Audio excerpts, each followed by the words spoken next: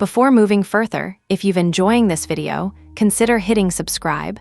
We're pushing toward 2,000 subscribers, and every single one makes a difference.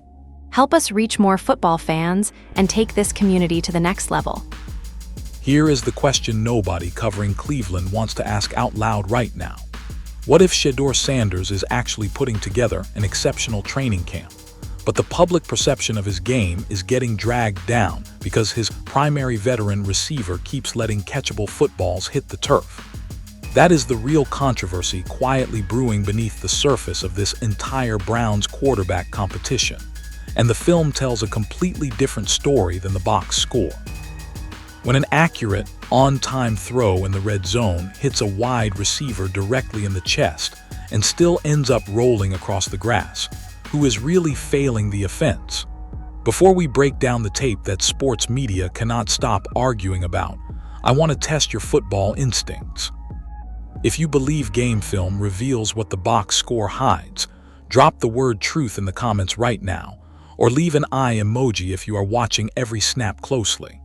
Most casual fans only look at final stats, but real football minds know that one detail can completely flip an entire quarterback battle on its head. Stay right here, because what we uncovered on this tape changes everything.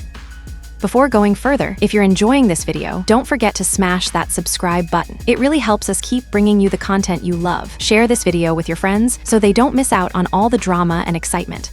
Let us pull back the curtain on the exact moment that turned a standard training camp practice into a national sports debate. During a high-leverage red zone period, Shedeur Sanders took his drop, scanned the defensive coverage with total composure, and fired a crisp, well-placed ball right into the end zone. His intended target was Jerry Jeudy. There was no safety crashing down over the top to jar the receiver loose. There was no cornerback draped over his back forcing an awkward, body-contorting adjustment. Jeudy did not have to balance along the white paint of the sideline or drag a toe across the turf to secure possession. By every standard known to professional football, this was a routine catch that an established veteran is expected to make 10 times out of 10. Yet the football slipped right through his grasp and hit the ground for an unforced incompletion. When that clip surfaced, it did not take long for analysts and fans to divide into two distinct camps. One side wanted to look strictly at the result on the field and chalk it up as another incomplete pass credited against the young quarterback. The other side looked directly at the mechanics of the play and realized that the quarterback had executed his responsibility with precision, only for the play to fall apart at the catch point. Drops happen to every wideout at some point during a long season, and no rational analyst expects perfection on every single target. But there is a massive difference between a difficult 50-50 ball getting knocked away by a defensive back and a clean, uncontested pass slipping through a receiver's hands in a critical scoring zone. When you look across the league, the margin for error in the passing game is razor thin. If you want to understand how real football operations evaluate these moments, you have to look beyond the surface level and study the details that casual observers completely ignore. That is exactly why serious fans make sure they are connected to Gridiron Ground every single day. When you join this community, your football IQ goes up because we cut through the noise, examine the tape honestly, and refuse to rely on lazy media narratives. If you value real, unfiltered football analysis that respects your intelligence as a fan, locking in with Gridiron Ground is the best decision you will make all season. The real reason this single practice rep caused such an intense reaction across the football world is because it touched on a pattern that has followed Jerry Jeudy for several seasons. Documented tracking data shows that drop issues have surfaced repeatedly throughout his professional career, showing up during his early years in Denver and occasionally reappearing during critical moments in Cleveland. When a technical flaw appears once or twice in a season, it can easily be written off as bad luck, poor weather, or momentary lack of concentration. But when that same technical flaw repeatedly shows up across multiple seasons, different coaching staffs, and completely different offensive schemes, it transitions from bad luck into a legitimate, verifiable habit that demands serious scrutiny. In modern offensive football, a quarterback's entire processing rhythm depends on trust. When a passer releases the ball before a receiver makes his final break, he is throwing to a spot on the field with the absolute expectation that his target will arrive on time and secure the football cleanly. If that trust begins to erode during practice, the quarterback is forced to hold the ball a fraction of a second longer, which throws off the entire timing of the offense and exposes the offensive line to unnecessary pressure. That is why this single dropped pass in training camp represents far more than just one lost rep in July. It highlights a fundamental question about offensive reliability that the Browns' coaching staff must resolve before the regular season begins. But while fans were busy arguing about the play online, a group of legendary NFL receivers decided to put the entire sequence under an analytical microscope. Before going further, if you're enjoying this video, don't forget to smash that subscribe button. It really helps us keep bringing you the content you love. Share this video with your friends so they don't miss out on all the drama and excitement. When former players who spent decades dominating the position speak about wide receiver fundamentals, you have to pay attention to the details they highlight. On a recent episode of Nightcap, Hall of Fame tight end Shannon Sharpe and six-time Pro Bowl receiver Chad Ochocinco put the magnifying glass directly on Jerry Jeudy's technique. Their breakdown was not a casual critique based on personal feelings. It was a masterclass in the technical requirements of playing receiver at the highest level of sports. They walked viewers through the exact mechanics of hand placement, eye tracking, and spatial awareness that separate consistent playmakers from volatile targets. Ochocinco pointed out that playing receiver requires an aggressive mindset at the catch point. When a pass is delivered, a wideout must present a solid diamond with his hands, snatch the football out of the air before it reaches his body frame, and immediately track the ball all the way into the tuck. According to their breakdown, Jeudy displayed what Ochocinco directly termed lazy hands on that specific end zone route. Instead of attacking the ball out in front of his frame and securing it with assertive grip strength, he allowed the football to travel too deep into his body, creating an unnecessary window for the ball to bounce off his palms and hit the ground. At the same time, it is vital to balance that technical criticism with an honest look at what Jerry Jeudy does exceptionally well. Calling his entire game flawed would be inaccurate and unfair to a player who possesses elite route-running traits. Jeudy remains one of the most fluid, sudden separators in the entire league at the top of his route stem. His ability to drop his weight, sink his hips, and snap out of breaks leaves defensive backs constantly playing catch-up. That separation ability is the exact reason he was selected in the first round of the draft, and it is the primary reason he earned a Pro Bowl selection after producing an impressive season in Cleveland. You do not reach that level of production by accident, and defensive coordinators around the league still have to design game plans specifically to account for his vertical speed and intermediate suddenness. This reality creates a fascinating paradox that coaches constantly wrestle with when constructing an offensive depth chart.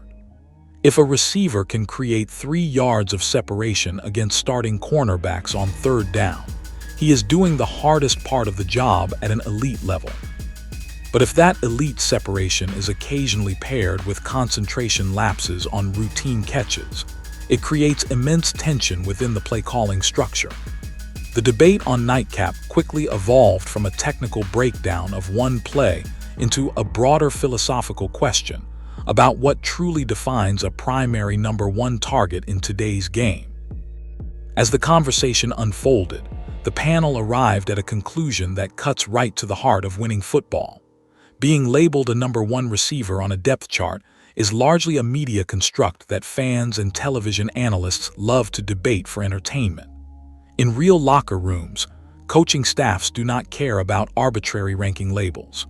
What coaches care about on 3rd and 7 in the fourth quarter is pure, unshakable dependability. Does the football end up in the receiver's hands when the game is on the line, regardless of who is throwing it? That standard of reliability is what separates good route runners from true franchise cornerstones.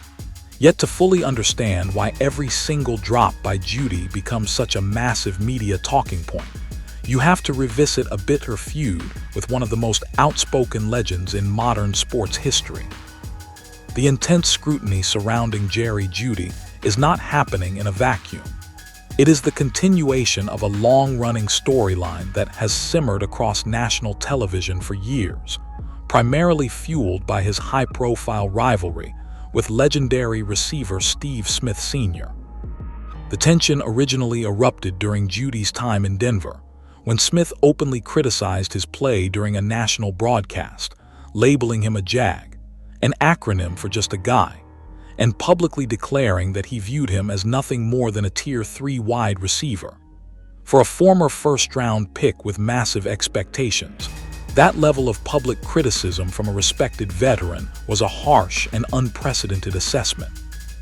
The conflict reached a boiling point on the field during a pregame warm-up when Smith attempted to approach Jeudy to clear the air. Jeudy bluntly rejected the interaction, making it clear in no uncertain terms that he had zero interest in hearing anything Smith had to say. The aftermath played out on live television, with Smith delivering a sharp, sarcastic monologue where he stated he would actively advise NFL front offices against trading for Jeudy, claiming that the young receiver lacked the emotional maturity to handle constructive criticism from people who study the game closely. It was one of the most direct and unfiltered personal critiques seen on an NFL pregame show in recent memory. To Jeudy's credit, his immediate response on the field told a powerful story of resilience. After that public confrontation, he put together the most productive stretch of his professional career, culminating in a Pro Bowl campaign with the Browns that seemed to silence his loudest detractors. He proved that when his focus is dialed in and his hands are consistent, he possesses the talent to play at an upper-tier level in this league.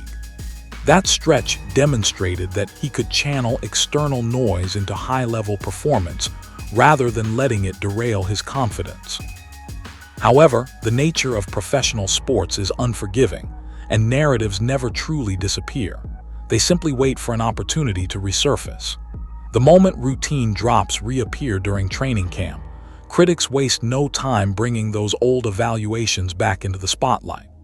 When an athlete publicly states that he does not care about media opinions and prefers to let his tape do the talking, his tape has to be pristine. If the tape shows routine mistakes on fundamental plays, it hands ammunition directly back to the very commentators he tried to dismiss. Playing wide receiver in the modern NFL is as much a psychological challenge as it is a physical one. When a receiver drops a pass early in a game or during a high-profile practice, the mental battle begins immediately. Does he step back into the huddle with complete confidence? Or does he start double-clutching on the next target because he is thinking about his technique instead of playing fast? Overcoming that mental hurdle is what allows great players to sustain long, successful careers. But while the media remains fixated on the personal drama between players and analysts, the real damage of these miscues is felt somewhere else entirely, inside the quarterback evaluation room. To truly understand why drops matter so much in a training camp environment, you have to look at the situation through the eyes of the coaching staff evaluating a quarterback competition. Shedeur Sanders is competing for standing, respect, and ultimately the starting job in an offense where every single practice rep carries massive weight. Before going further, if you're enjoying this video, don't forget to smash that subscribe button. It really helps us keep bringing you the content you love. Share this video with your friends so they don't miss out on all the drama and excitement. In an era where casual fans and media commentators judge quarterback performance by looking at practice completion percentages and box scores, unforced drops create a completely distorted statistical picture of what is actually happening on the field. Imagine a practice session where a quarterback drops back 5 times during a team period. On 3 of those plays, he delivers absolute strikes through tight coverage windows that are caught for first downs. On the fourth play, the defense covers the route perfectly, forcing him to throw the ball away safely. On the fifth play, he reads the defense flawlessly, steps up into the pocket, and fires an on-target strike into the end zone, only for his receiver to drop the ball cleanly. On a basic stat sheet, that quarterback finished 3 of 5 with 0 touchdowns. To a casual observer browsing social media, that looks like an average, unremarkable practice session. In reality, that quarterback executed 4 out of 5 plays at a near-flawless level. His processing was sharp, his decision-making was sound, his ball placement was accurate, and his pocket presence was disciplined. The failure on the final play had nothing to do with quarterback play and everything to do with receiver finishing. That is why professional coaching staffs spend hours charting film play by play, using specialized grading metrics that completely separate the quarterback's process from the ultimate outcome of the play. Coaches do not grade a throw based on whether it was caught. They grade it based on whether the ball was delivered to the correct location on time against the defensive look. The problem arises when external pressure and public narratives begin to influence the environment around a team. If national sports shows and social media platforms continually push a narrative that a young quarterback is struggling based on incomplete box scores, it creates unnecessary outside noise for an organization to manage. A young passer should never be penalized in the court of public opinion for throws that were objectively on the money, only to hit the turf because a veteran target failed to secure the football. Football is the ultimate team sport because every single position is interconnected. An offensive lineman can execute a perfect pass set, a quarterback can make a perfect read, and a running back can pick up a blitzing linebacker cleanly. But if the final link in the chain fails to complete the catch, the entire collective effort is wiped out on the scoreboard. That is why holding wide receivers to the exact same rigorous standard of accountability as quarterbacks is essential for any football team with serious ambitions. Yet before placing the entirety of the blame on the pass catchers, there is another crucial layer of context that must be examined regarding the stability of the passing environment. To deliver an honest, high-level breakdown of this offense, we have to look at the challenging circumstances Jerry Jeudy has navigated throughout his professional career. It is easy to look at a single dropped pass in practice and deliver a harsh critique, but doing so without acknowledging the structural instability he has played through would be an incomplete analysis.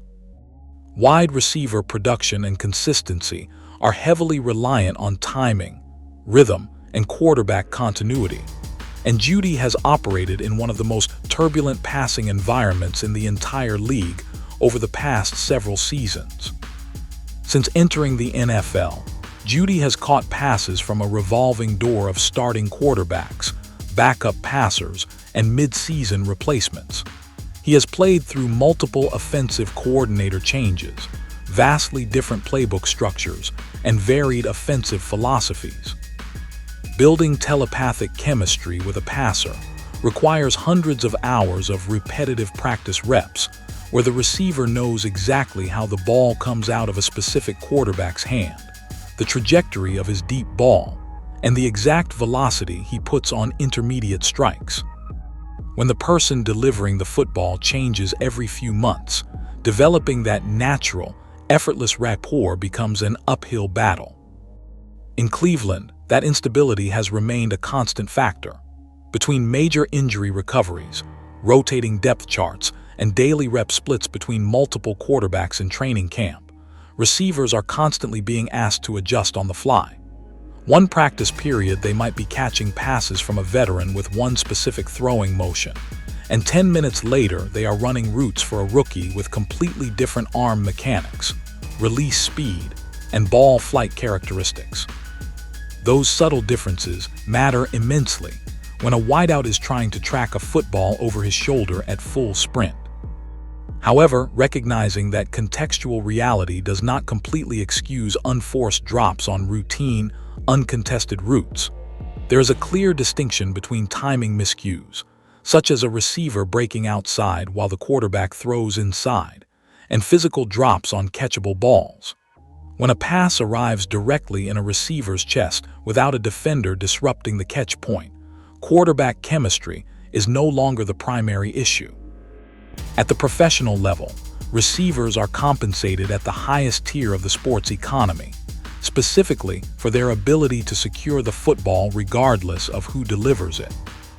The challenge for the Browns coaching staff is finding a way to establish offensive rhythm despite the ongoing quarterback competition.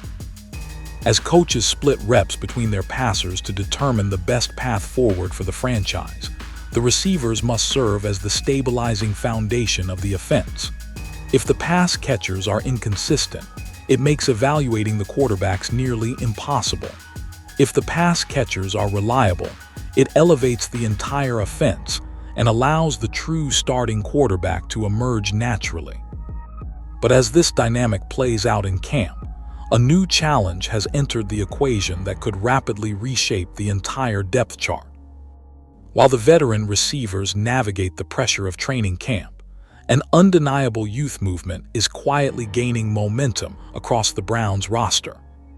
The front office has invested significant draft capital and scouting resources into building a younger, more explosive group of pass catchers, and those young players are making their presence felt on a daily basis.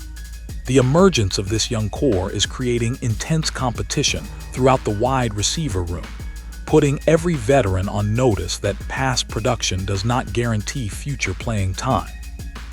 Rookie playmaker Concepcion has flashed immediate pro-level instincts from his very first day in camp. His ability to create natural separation underneath, combined with his suddenness after the catch, has already earned him valuable reps with the first-team offense. He plays with a natural confidence and aggressive hands technique that coaches love to see from a young player stepping into a pro scheme. When the ball is thrown in his direction, he attacks it out in front of his frame, securing it cleanly and transitioning immediately into a runner.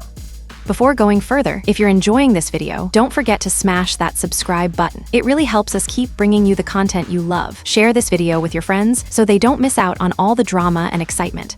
Alongside Concepcion, Denzel Boston has quickly established himself as a reliable, big-bodied target with an exceptional catch radius. Boston brings a completely different physical dimension to the passing game, consistently winning in contested catch situations, and using his size to box out defensive backs along the boundary. When a quarterback needs to fit a ball into a tight window in the red zone, having a target with Boston's length and secure hands provides a massive safety net. Add in the vertical speed of Isaiah Bond stretching opposing defenses deep, and the steady development of tight end Harold Fannin Jr., dominating the intermediate middle of the field, and suddenly Cleveland possesses one of its most dynamic, versatile young pass-catching groups in recent memory. This sudden influx of young talent introduces a critical roster construction question that the front office must confront. In a modern NFL where the salary cap requires precise financial planning, franchises must carefully align their veteran contracts with their competitive timeline.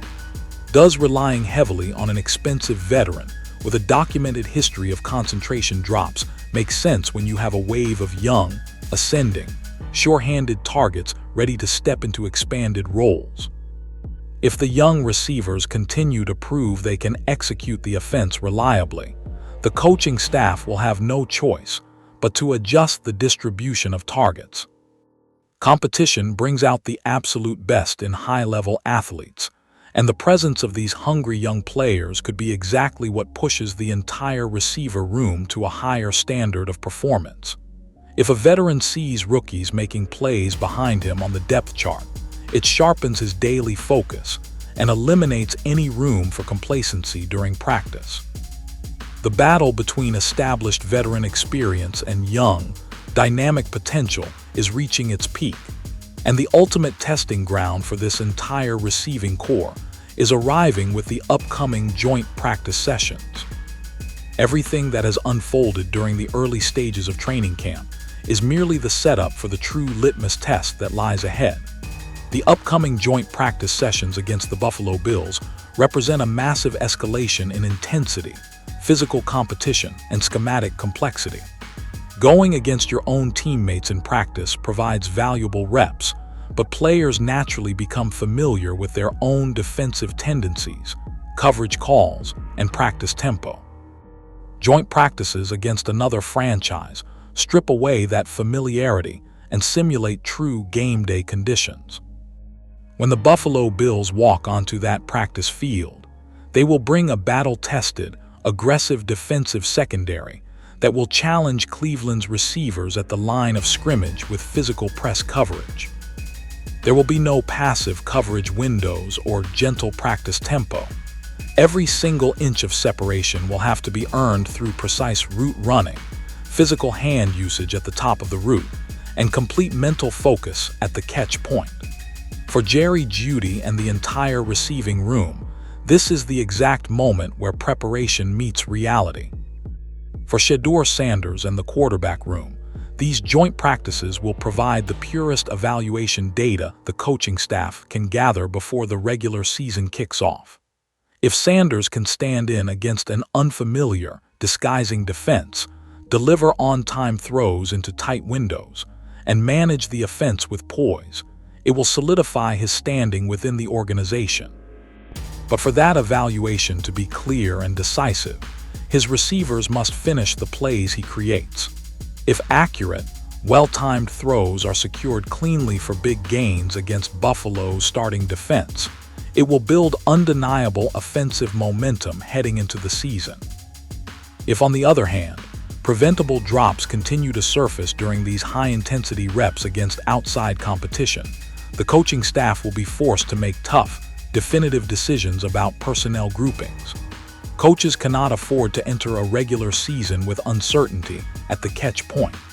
If the veteran targets struggle with consistency, the staff will not hesitate to give those critical reps to the younger, ascending playmakers who consistently secure the football. This upcoming stretch of joint work represents a defining crossroads for the Browns' passing attack. It is an opportunity for Jerry Jeudy to put all external criticism to rest, demonstrate his Pro Bowl form, and prove that his route-running dominance is matched by dependable hands. It is an opportunity for Shedeur Sanders to show the world that his talent and accuracy belong at the highest level of professional football. The stage is set, the film is running, and the entire franchise is waiting to see who rises to the occasion when the pressure reaches its absolute peak. At the end of the day, professional football will always be a game defined by execution rather than reputation. Jerry Jeudy remains one of the most gifted route runners in the game today, possessing elite separation skills and vertical speed that can challenge any defense in the league. But separation alone is only half the job. Securing the football consistently is what turns potential into victories. As Shedeur Sanders continues to showcase his pinpoint accuracy and advanced pocket presence, the tape must be judged with complete fairness, separating quality quarterback execution from receiver finishing errors. The next few weeks will determine whether this passing attack puts all the pieces together or lets preventable mistakes dictate their season. If you want the truth behind the tape before the mainstream media catches on, hit that subscribe button right now and turn on notifications. The real football fans are gathering right here on Gridiron Ground, and you do not want to miss the next deep dive. Tell me in the comments, would you start the rising young wideouts over the veterans if the drops continue? Drop your thoughts below, and I will see you on the next breakdown right here on Gridiron Ground.